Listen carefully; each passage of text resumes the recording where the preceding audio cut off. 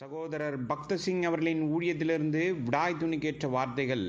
March மாதம் 11ஆம் தேதி. இஸ்ரவேலே, உன் தேவனாகிய கர்த்தரிடத்தில் திரும்பு. ஓசியா தீர்க்கதரிசியின் புஸ்தகம் 14ஆம் அதிகாரம் 1வது வசனம். இப்போதும் ஆண்டவர் தாவீதிடம் கொண்டு வந்த 4வது கல்லை குறித்து நாம் பார்க்கலாம். 1 சாமுவேல் புஸ்தகம் 30ஆவது அதிகாரம் 1-6வது வசனம் வரை தாவீதின் மிகவும் தாழ்மையான அனுபவத்தை நாம் பார்க்கின்றோம். கர்த்தரால் அபிஷேகம் செய்யப்பட்டவரை தொடக்கூடாது என்பதை தாவீது அறிந்திருந்தான். சில காலம் கழித்து அவன் மிகவும் பொறுமை இழந்தான். அவன் பிலிஸ்தியர்களுடன் சேர ஆசைப்பட்டான். அவர்கள் தாவீதை நம்ப மறுத்து அவனை திருப்பி அனுப்பினார்கள். சோகமும் விருத்தியும் அடைந்த தாவீது சிக்லாக்கை நோக்கி வந்தான். திரும்பி வந்த தாவீதுக்கு முன் சிக்லாக் அக்கினியால் சுட்டெரிக்கப்பட்டதை கண்டான். மனைவி மற்றும் பிள்ளைகள் அனைவரும் சிறைபிடிக்கப்பட்டனர். இதை பார்த்த தாவீதும் அவனது ஆட்களும் அழுவதற்கு பலன் இல்லாதவரை அழத் தொடங்கினார்கள். பிறகு தாவீதின் ஆட்கள் அவனை கல்லறிவதை குறித்து பேச ஆரம்பித்தனர். வசனம் 6. ஆம், இது தாவீதின் தவறு. அவன் பெலிஸ்தர்களுடன் போவதற்கு முன் தேவனிடம் ஆலோசனை கேட்டிருக்க வேண்டும். அவன் பல சந்தர்ப்பங்களில் இதை செய்திருக்கிறான். ஆனால் இந்த முறை அவன் பொறுமை இழந்து தனக்கும் அவனது ஆட்களுக்கும் பல துன்பங்களை கொண்டு வந்தான். சில சமயம் நமக்கும் இப்படிதான் நடக்கிறது. தேவ சித்தம் வெளிப்படும் வரை நாம் காத்திருக்காமல் சிறிது காலத்திற்கு பிறகு நாம் சோர்வடைந்து என்னால் இனி காத்திருக்க முடியாது என்று சொல்கிறோம். பிறகு தேவ சித்தத்தை அறியாமல் அவசரமாக சென்று எதையாவது செய்கின்றோம். இந்த காரணத்திற்காக இன்று நாம் பல உடைந்த வீடுகளையும் பல மகிழ்ச்சியற்ற வாழ்க்கைகளையும் பல துன்பகரமான குடும்பங்களையும் பார்க்கின்றோம். எல்லாவற்றுக்கும் காரணம் பாவத்தில் வாழும் நாமே. நாம் காத்திருந்து தேவனுடைய சித்தத்தை கண்டுபிடிக்க ஆயத்தமாக இல்லை.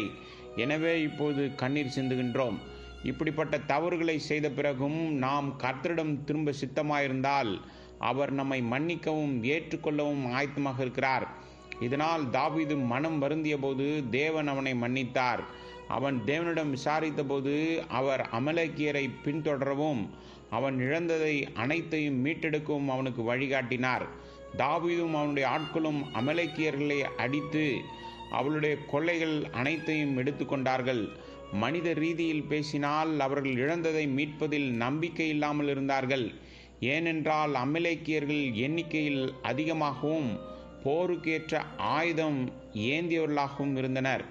நாம் ஒருவேளை தேவனை தோல்வியடை செய்திருக்கலாம். ஆனால் அவர் நம்மை தவறவிட மாட்டார். அவர் உண்மையுள்ளவராக இருக்கிறார். 2 தீமோத்தேயுவின் புஸ்தகம் 2வது அதிகாரம் 13வது வசனம். தனது 8 வருட வனாந்திர வாழ்க்கையில் நண்பர்களின் உதவியையும் அடைக்கலத்தையும் பெற்றுக்கொண்ட தாவீது அவனது அனைத்து கடன்களையும் இப்போது அவனால் செலுத்த முடிந்தது. தேவ மனிதனாக தாவீது தனக்கு காட்டப்பட்ட அனைத்து தயவையும் நினைவு கூர்ந்தான். மேலும் அதை தவறாமல் திருப்பி செலுத்தினான். அவன் நம்மில் சிலரைப் போல கடன் வாங்குவதில் மிகவும் புத்திசாலித்தனமாகவும் பின்னர் எல்லாவற்றையும் மறந்துவிடுவதில் புத்திசாலித்தனமாகவும் இல்லை. நாம் கடனை கேட்கும்போது மிகவும் ஆர்வத்துடன் கேட்கிறோம். அடுத்த நாள் அல்லது அதே மாலை பொழுதில் மிக விரைவாக திருப்பி செலுத்துவதாக உறுதியளிக்கின்றோம். பிறகு வாரங்கள், மாதங்கள், வருடங்கள் கடந்தும் நினைப்பூட்டினாலும் திருப்பி கொடுக்க மறுக்கின்றோம். தாவீது அவைகளை நிர்பந்தத்தால் திருப்பி செலுத்தவில்லை, ஆனால் விருப்பத்தோடு மகிழ்ச்சியோடு திருப்பி கொடுத்தான். இதனால் தான் அவன் எல்லாவற்றையும் முழுமையாக மீட்க முடிந்தது. உலக ரீதியாக மட்டுமல்ல, ஆவிக்குரிய ரீதியிலும் நீங்கள் உங்களை தாழ்த்தி உங்கள் தவறுகளை ஏற்றுக்கொண்டு முழு மனதோடு தேவனிடம் திரும்பினால் அவர் உங்களுக்கு ஒவ்வொரு இழப்பிலிருந்தும் முழுமையான மீட்பை தருவார். இது தேவன் நமக்கு தர விரும்பும் 4வது கல்லாகும்.